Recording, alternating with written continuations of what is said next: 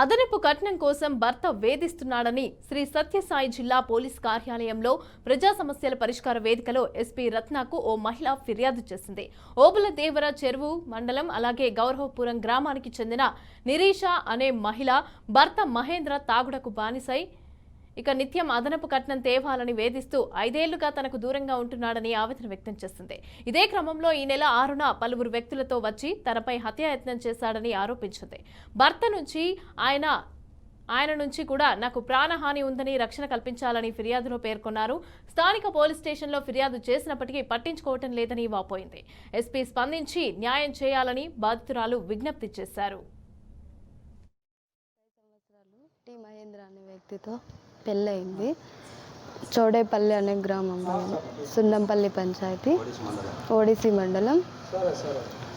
నా భర్త రోజు చాలా వరకట్నం కోసం చాలా టార్చర్ చేస్తాడు. వేరే అక్రమ సంబంధం, తాగుతూ ఇంటికి రాకోకుండా నాకు చాలా హింసలు పెడుతున్నారు. దానికి సపోర్టుగా మా మామ వాళ్ళు కూడా సపోర్ట్ చేస్తున్నారు.